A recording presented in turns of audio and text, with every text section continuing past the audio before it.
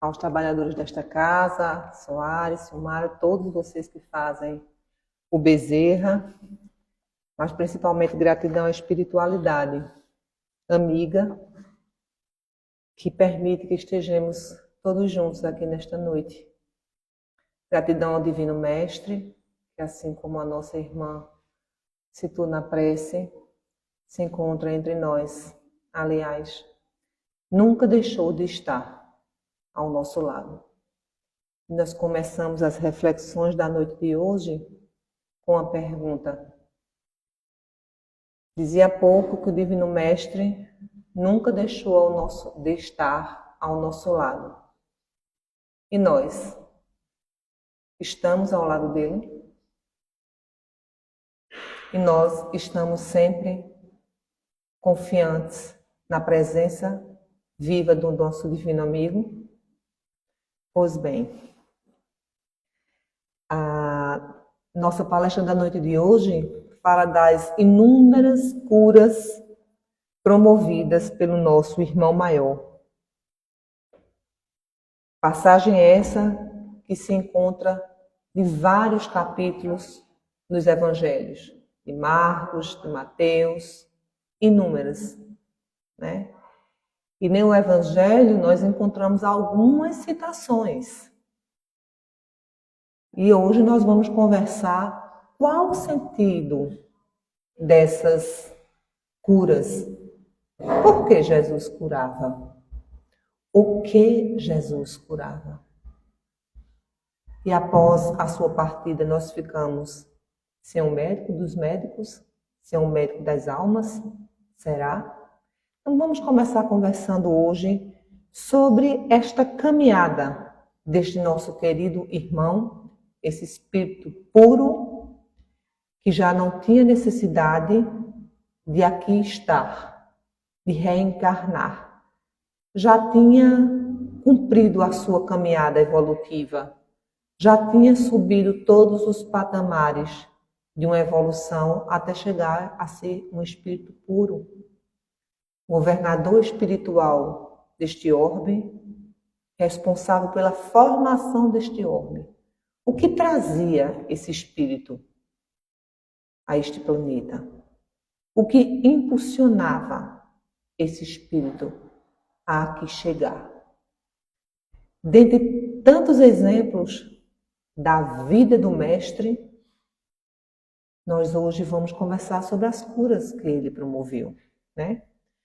Ao curar os doentes, tanto do corpo aos nossos olhos, como da alma, do espírito. Tem bastantes fatos interessantíssimos. Qual era o significado destas curas? Porque se a gente pensar muito rapidamente, Jesus teve algumas curas. E a gente vai citar algumas aqui. A gente sabe que Jesus curou alguns leprosos, alguns muitos leprosos, alguns cegos, alguns surdos, fez o paralítico andar. Mas há de convir que todos desencarnaram. Não foi? Houve a cura. Todos desencarnaram. Então, qual era o sentido daquela cura? Por que foi feita aquela cura? Porque o Jesus, o nosso mestre, que sabia, sim, que o espírito é imortal, ele curou para que todos vissem a cura daqueles seres. Primeiro, a gente há de convir que os espíritos encarnados naquela época não tinham o entendimento que nós, mesmo sendo espíritos ainda inferiores, espíritos sofredores, tinha. Se hoje nós estamos no nível, na época do Mestre, a humanidade estava numa fase infantil, estava começando, engatinhando, não tinha o entendimento que nós temos hoje, né? Então, Jesus ia por toda a Galileia, ensinando nas sinagogas, pregando o evangelho do reino e curando todas as fraquezas e todas as enfermidades das quais o povo era portador. Quando eu falo de curando todas as fraquezas, não era que ele abraçava toda a população daquela época e o que é que você tem, meu irmão? Você está curado. Mas a sua vivência, o seu exemplo e a sua palavra viva curava muito mais do que os casos que nós temos acesso. Isso não resta a menor dúvida, né?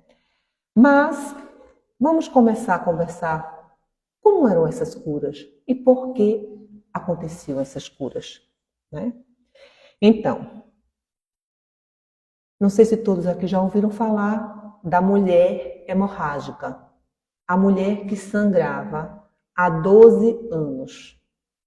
Então, meus irmãos, naquela época, o período em que a mulher sangrava era um período que a mulher estava impura. Então, ela não podia tocar em ninguém, ela não podia pegar em nenhum objeto que alguém tocasse, porque pela ignorância dos seres encarnados naquela época, ela estava impura. Então, voltemos um pouco na nossa mente à época do Cristo e nos coloquemos no lugar desta mulher. Imagine há 12 anos você sangrando. Então, há 12 anos, ela era tida como impura. Como era a vida dessa pessoa?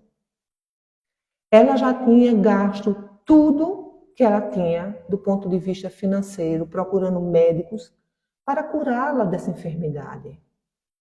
Que muito além da doença física, ali existia a doença mental, a doença espiritual. Porque ela própria acreditava ser alguém muito impuro, porque ninguém dava jeito à doença que ela tinha. Então, ao saber que o Cristo ia passar naquela localidade, ela se, entre aspas, atreveu a ir ao encontro do Cristo. Só que quando Jesus chegava a uma determinada região, eram multidões que o acompanhavam, que o esperavam. Imagina as queixas e os desejos de tantos ali para ver o Cristo, para ser atendido nas suas necessidades. E ela, assim mesmo eu vou. E ela foi. E o mais interessante de tudo isso é que nesta passagem, o Cristo vai passando no meio de uma multidão e do nada ele sente que alguém me tocou. Imagina, gente. Você vai passando numa multidão. Várias pessoas tocam. Então, a partir daquele momento, ele olha para os seus companheiros e diz: alguém me tocou. Tocou as minhas vestes. Naquele momento que ele falou isso, é que ele sentiu que foi desprendido dele um jogo de energia e que ele tinha permitido essa doação. Então, ele voltou para a multidão e falou: quem me tocou? Como assim, mestre? Aqui tem milhares de pessoas. Como nós vamos saber que alguém me tocou, né? E ele disse: mas alguém me tocou. E ela, muito acanhadamente, ela chega e faz: foi eu que o toquei, mestre, né? Porque naquele momento ele percebeu que tinha saído dele a virtude. Tão forte era o espírito deste ser, né? E ela disse: eu toquei, mestre. Sim, filha, o que queres que eu faça? E ela fala o que estava acontecendo com ela. E ela: eu quero ser curada. E o que o mestre diz? Alguém aqui sabe? Como? Minha filha, já estás curada. Ele falou: eu te curei. A partir do momento que você tocou em mim, eu te curei. Não. Primeiro ele pergunta a ela, o que queres que eu faça? E ela diz, eu quero ser curada. Filha, você já está curada. Não é verdade? Mas ele não disse só você já está curada. Filha, a tua fé te curou. Veja. Então vamos estudar, vamos conversar um pouquinho. Como foi? O que foi que aconteceu?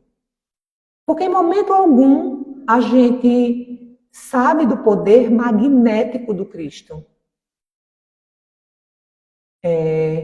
Ser tocado pelo Cristo era uma emanação de energia transformadora. Mas ele sequer tinha encontrado a mulher. Ele sequer tinha falado com ela para que ele pudesse emanar a cura.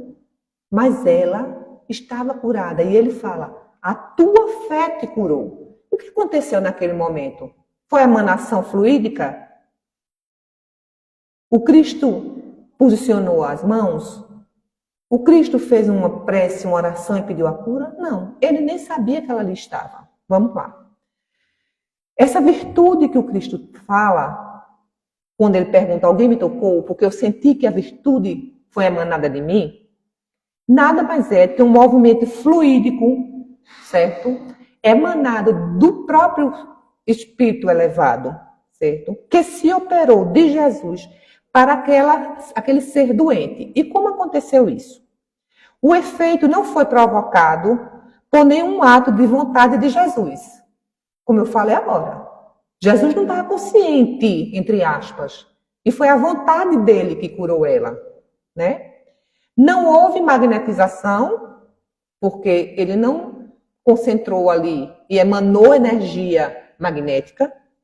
Bastou a irradiação fluídica normal para realizar a cura. Nós sabemos, certo, pela elevação desse espírito, que dele emanava muitos fluidos, certo? Mas esse fluido não estava direcionado para uma pessoa. E como é que foi para ela? Por que foi para ela?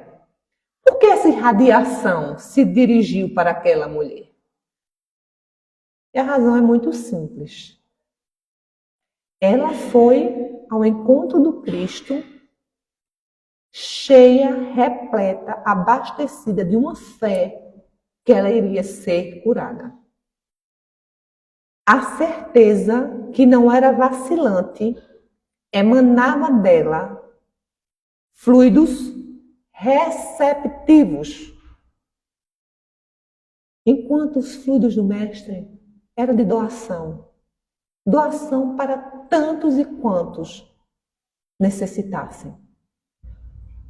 O Cristo, Jesus, não estava escolhendo a dedos a quem ele iria curar. A emanação fluídica dele, doadora de amor curativo, era permanente. E por que nem todos? Porque se assim fosse, todos que tivessem contato com ele estariam curados. Por que nem todos? Que a gente não sabe, que a gente tem informação. A gente tem algumas curas e muitas. Porque nem todos estamos com a nossa fé renovada e prontos para receber a emanação fluídica que não deixou de cessar em momento algum. Então, esse fluido do Mestre age como uma bomba doadora, mas ela estava receptiva. Ela estava totalmente como uma bomba que aspirava a energia. Por isso que ele sentiu. Porque ele sentiu que a virtude havia saído dele. E por ter saído dele, tinha um direcionamento. Então, essa passagem é mais uma cura que eu achei altamente interessante para que a gente conversasse hoje, né? Porque por vezes a gente pede, mas a gente não acredita. A gente pede, mas a gente não acredita. E naquela época era necessário a cura do corpo. Aquele corpo estava doente. Hoje, através do Espiritismo, sabemos que toda doença do corpo físico emana do nosso espírito, o nosso perispírito.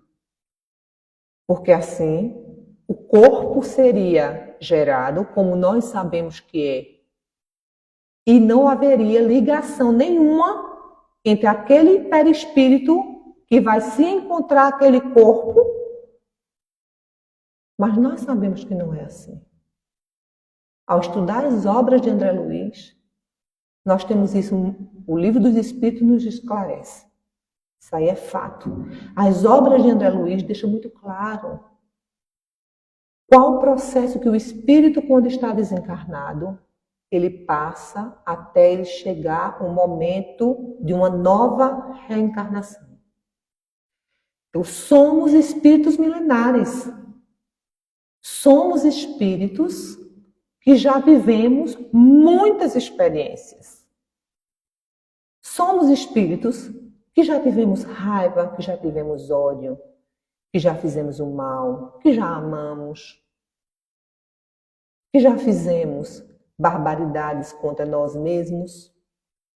Então, o nosso perispírito tem essas marcas. Então, ao esse perispírito encontrar-se com este corpo, ele absorve energeticamente toda a história que está lá guardadinha no nosso inconsciente. Por isso que eu falo que a doença do corpo físico, ela está totalmente ligada à doença, ao adoecimento espiritual, perispiritual. E que tudo tem uma razão de ser pela misericórdia divina. Porque se assim não fosse, não teríamos oportunidade. Iríamos ser castigados eternamente pelas nossas falhas. E quando ele fala que a tua fé te curou, não é a fé prepotente, aquela que diz, mas por que comigo? Por que isso está acontecendo comigo? Deus me cure. Não é essa fé, é aquela fé que acredita. Porque se você passa, voltando para a história da mulher, há mais de 2000 anos, com uma doença que a tornava impura aos olhos humanos. E você, humildemente, vai ao encontro porque tinha fé. Ela acreditava, literalmente, que a partir daquele momento ela estaria curada. Então, ali, muito claramente, já estava adiantado a sua cura, né? Não é uma virtude mística. Essa fé não era mística. Era uma fé verdadeira, uma força atrativa. Essa força estava lá, aberta para receber o que ela tanto esperava. Então, começa a gente a entender de uma forma diferente as curas do mestre, né? Mas nós também sabemos que nem todas as pessoas estão receptivas a essa ação do Cristo. Muitas vezes ainda somos muito arrodeadas, somos muito tentadas, entre aspas, pelos valores materiais, pelos sentimentos inferiores, nos colocando numa situação de refletir tudo de bom que vem, como um espelho. Você não absorve, você não é uma esponja, porque você não está colocando a tua energia receptiva e acreditando que vai receber. Por outro lado, mesmo sabendo que ainda somos espíritos muito inferiores, nós vemos os exemplos aqui próximo da gente. Essa semana eu encontrava uma colega que ela não é espírita, mas o depoimento dela realmente me emocionou.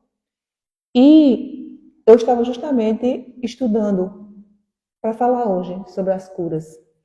E essa colega, ela tem um filhinho de 3 anos, 2 para 3 anos, e quando ela teve neném, ela foi descoberta com tuberculose.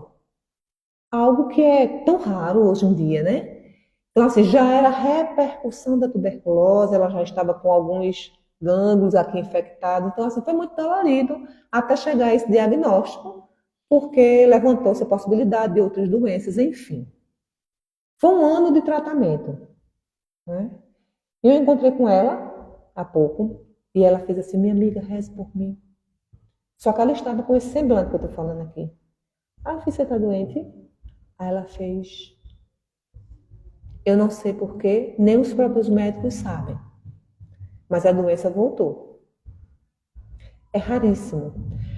Ela não teve a doença tuberculose no estágio inicial, ela teve uma repercussão tardia da tuberculose. E ela olhou para mim e fez assim: alguma coisa eu não aprendi. Quando eu tive o diagnóstico, a médica ficou muito abalada e eu disse assim: doutora, vamos começar tudo de novo. Porque se essa doença voltou para mim, porque ainda tem muitas coisas que eu ainda não consegui aprender.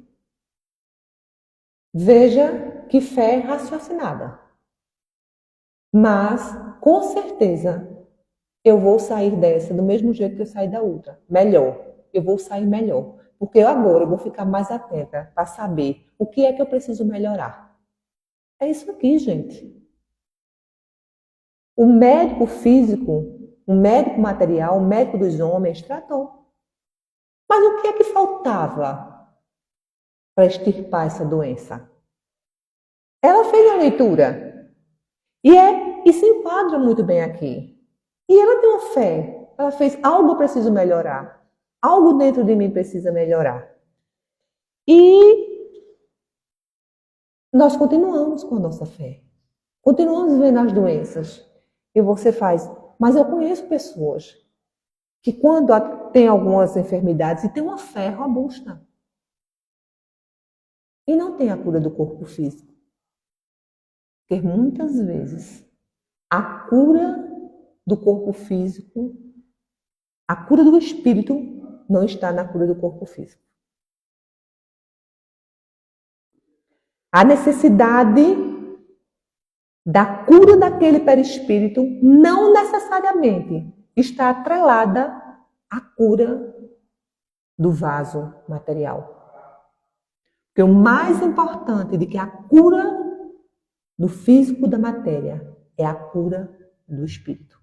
É a cura, é o perispírito sair cicatrizado, as suas feridas, provocadas por nós mesmos, por nossas escolhas equivocadas de outrora.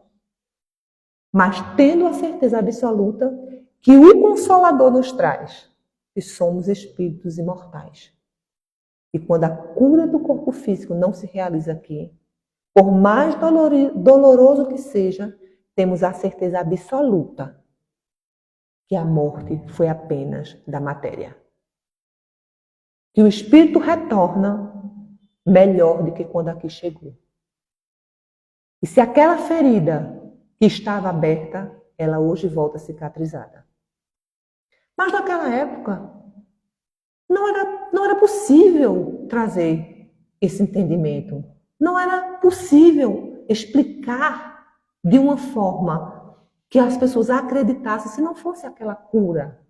É tanto, como eu falei no início, todos desencarnaram pós. Ali não era a vida eterna da matéria. O espírito era imortal. Então, Cristo fez a cura para mostrar: tem algo muito maior do que vocês podem perceber, vocês podem ver. E ele, como filho do homem, como assim era chamado, ele realizava não por misticismo, mas para comprovar o poder do Pai. Não era dele. O poder do Pai. Na vida de tantos que ali estavam. O corpo, ele floresce do nosso perispírito, como eu falei. E Emmanuel nos diz: todo mal que geramos no outro gravita em torno de nós. A cada um pelas suas obras. Então, aí está explicado as enfermidades, né? Cada mal que fazemos ao outro gravita em torno de nós. Então, cada um da gente responde pelas nossas obras. E que a bondade que nós precisamos exercer não é passar mal a mão do que está errado, mas é não julgar, é ter caridade para com os erros alheios. E nós voltamos para outra cura para que a gente veja essas duas curas. Eu achei interessante para a gente conversar, até porque em uma hora não daria para a gente conversar sobre todas as curas e seus detalhes. Nós falamos da mulher hemorrágica, que era tida como impura, que não chegou a encontrar o Cristo e dizer me cura, e ficou lá esperando que ele curasse. A gente viu a emanação fluídica que o Cristo mantinha permanentemente e a recepção dela, e a fé dela. A tua fé te curou. Ela acreditava, então ela estava receptiva àquela emanação fluídica. Mas, falando hoje, é mais fácil a gente entender. Porque o Espiritismo, ele vem nos esclarecer, vem confirmar. Sim, por isso que nós temos uma fé raciocinada. Não é algo que ouvi falar, ou que tem um ritual, vai lá no ritual que você vai ser curado. E a gente sabe que não é assim. E não é esta fé que nós acreditamos, né? Então, Jesus, ele era sim o médico dos médicos, mas ele não era o médico dos corpos. Ele era o médico das almas. E através dessas curas, ele dava oportunidade para que outras pessoas mudassem o seu padrão vibratório através do exemplo. Que a palavra, o falar, o pregar, que nós hoje entendemos, é o exercitar. Então, ver a cura de alguns era mostrar que existia um poder muito maior do que aqueles que eles tinham acesso. Era um despertar daquela humanidade da época. E era necessário, e era importante que isso fosse confirmado, né? E nós vamos falar agora um pouquinho sobre o cego Bartimeu. O cego Bartimeu não era o nome dele, gente. Bartimeu significa filho de Timeu. Ninguém nem sabe o nome dele. Jesus estava na região da cidade de Jericó, que é no alto. E tudo tem uma explicação, que não é uma tradução da letra, né? Jesus estava em Jericó e descia de Jericó. Então, a gente já começa hoje a entender, né? Jesus descia de Jericó para realizar mais uma cura.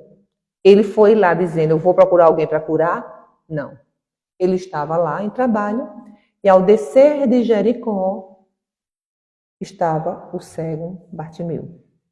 Às margens da estrada. Tudo tem uma explicação. Tudo tem um sentido, né? O cego estava às margens da estrada.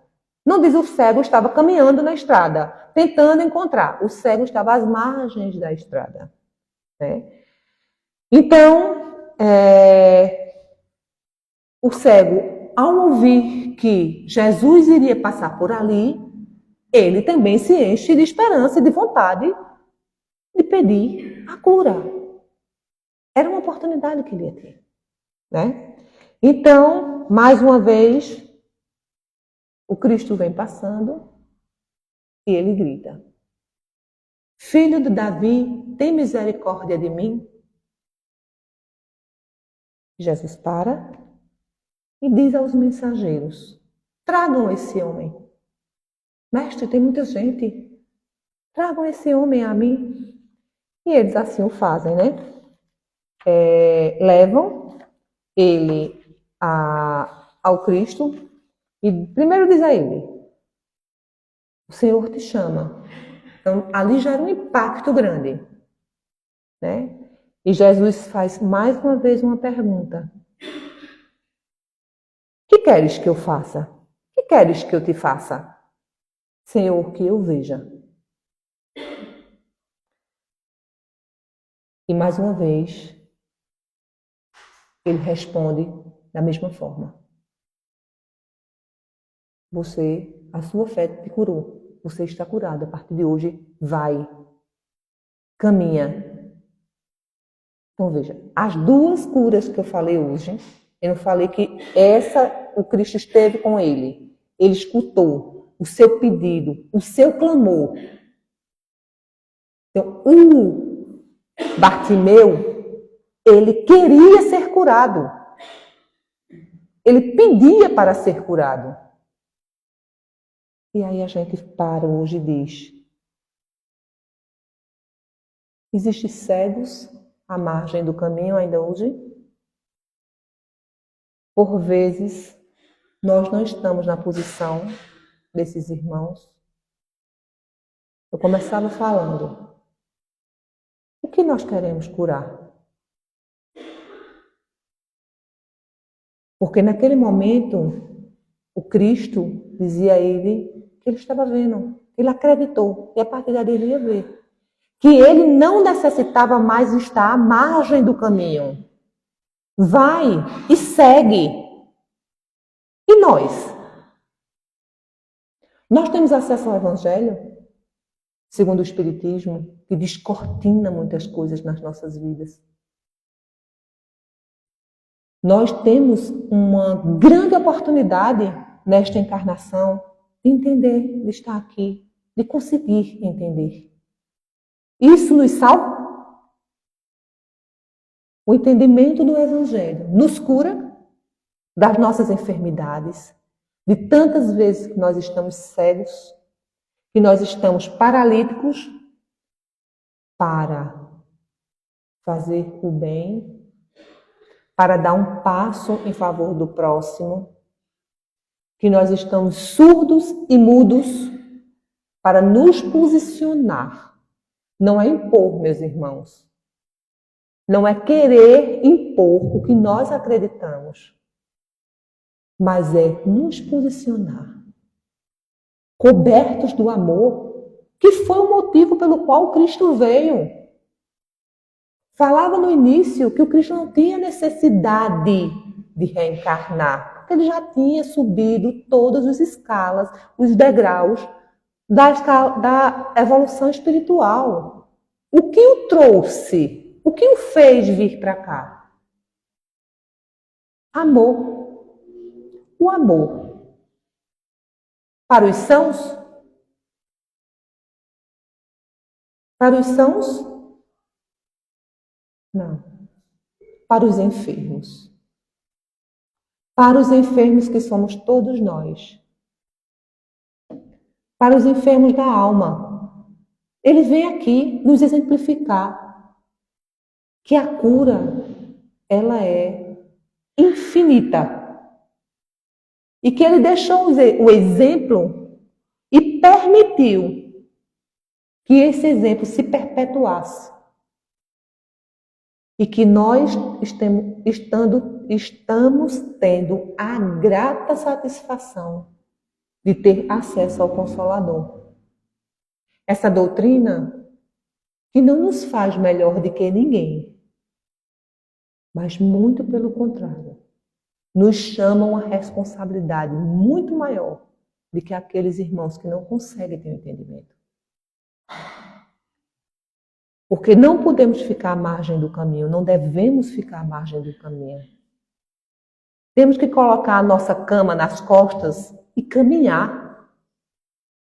Porque nós sabemos que somos espíritos imortais e temos a obrigação moral, a responsabilidade moral de sermos melhores do que quando aqui chegamos. Que as curas do Cristo, teve algumas que houve ali todo o magnetismo, literalmente. Teve curas do cego de nascença que o Cristo pegou terra, pegou lama, que cuspiu, que colocou nos olhos. Mas era necessário. Mas teve as curas que ele nem precisou falar, que ele nem precisou procurar, como a gente conversou aqui. E quantas vezes nós estamos surdos? Quantas vezes nós estamos cegos para a cura? Quantas vezes nós estamos deficientes do orgulho, da vaidade? Não é verdade? Das nossas doenças mentais. Sim, das nossas doenças mentais. Porque quando a gente dá mais valor, coloca na frente dos valores espirituais, os valores materiais, nós estamos adoecidos. Em busca de algo que não nos acrescenta. E com isso eu não estou aqui fazendo uma apologia à miséria, à pobreza. Não é isso, porque senão, e está no Evangelho, o mundo seria um mundo de necessitados. Não é isso. Mas é quais os verdadeiros valores que nós queremos levar na nossa bagagem. O que nós queremos curar? Porque para reencarnar nesse planeta de provas e expiações, temos as nossas feridas, os nossos adoecimentos, não é verdade? Viemos aqui e o médico dos médicos está ao nosso lado, basta que a gente abra, leia e execute. Qual a cura que nós estamos esperando? O que nós precisamos? A gente quer ser curado? A gente quer ser curado quando a gente fala, quando eu estou aqui, quando vocês estão lá lendo, estudando o Evangelho, é tudo muito lindo. Quando a gente sai pelaquela porta, quando a gente chega na nossa casa, quando a gente se depara com os nossos parentes, que nos tiram do nosso ponto de equilíbrio. Como nós precisamos curar essas feridas? O Cristo está do nosso lado. Nós estamos tocando no Cristo? Toda essa passagem que está na Gênesis, ela não poderia ser, ao meu ponto de vista, eu não poderia vir aqui e falar apenas, ou não apenas, citar, ser uma citação de todas as curas que o Cristo fez. Porque o Cristo continua. O Cristo continua fazendo as curas. Ele continua exercendo o papel de médico dos médicos. Basta que nós estejamos abertos com uma esponja, através da fé raciocinada que o Espiritismo nos traz. Para a gente concluir, eu vou só citar aqui um pouquinho, é rápido, eu sei que está chegando na hora. O que esse livro maravilhoso nos traz sobre tudo isso que nós conversamos hoje? Ele nos fala que os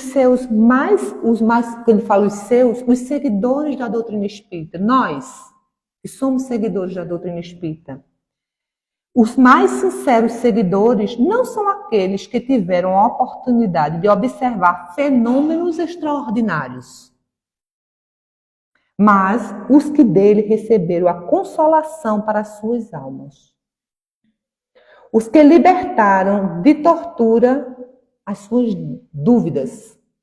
Porque quando a gente duvida, lá no fundo, nós estamos nos torturando. Por que comigo? Por que com o meu filho? Por que com o meu marido? Não é verdade? Então, quando o Espiritismo vem até nós, nós estamos abertos a começar a raciocinar, nós começamos a nos curar, porque a nossa cura não está na resolução da ferida cometida ao outro, está no que tem dentro da gente, certo? Então, mais uma vez, aqueles que procuram no Espiritismo apenas os efeitos materiais não conseguem compreender o seu alcance moral. O seu alcance moral. Aí está a chave da cura. Desse socorro, desse curativo, desse bálsamo curador. Né? É por isso que os incrédulos que o conhecem apenas pelos fenômenos e que não admitem a causa primeira, que são as nossas passagens, nossas milhares de passagens, que são os espíritos, consideram os espíritas menos enganadores e charlatães. Aqueles que acham que porque eu estou na doutrina espírita eu não vou mais sofrer, eu não vou ter mais dores. Como é que fulana, cicrano, vive no espiritismo e o filho adoece? E o cônjuge morre? E tem um acidente? Não, gente. Mas nós, através da nossa transformação moral, nós entendemos. Dói? Dói. Mas não nos traz revolta. Dói porque ainda estamos no corpo físico, porque ainda temos sentimentos, e que bom que temos sentimentos. Porque se não fôssemos seres que o raciocínio instigasse em nós o sentimento, o amor, seríamos meros seres mecânicos, mecanizados. E não foi esse o exemplo do Cristo. O Cristo veio pregar o amor, a brandura, a mansuetude, o perdão, que é o que alimenta a nossa alma. Portanto, não será pelos prodígios que o Espiritismo triunfará sobre a incredulidade, mas pela multiplicação dos seus benefícios morais. Se é certo que os incrédulos não admitem os prodígios, também é certo que estão sujeitos, como todo mundo, ao sofrimento e às aflições. E ninguém recusa algo que possa lhe servir de alívio e consolação. Então, meus amigos, em cima da horinha, sabemos que mesmo passando pelos sofrimentos, pelas aflições, temos a certeza absoluta que o nosso irmão maior continua trabalhando e nos fortalecendo para que recebamos essa cura do nosso espírito, para que, quando voltarmos, tivermos subido pelo menos um degrauzinho. Então, que a paz do Mestre Jesus, que essa emanação de luz abrace cada um dos corações aqui presentes. Muita paz e muita luz.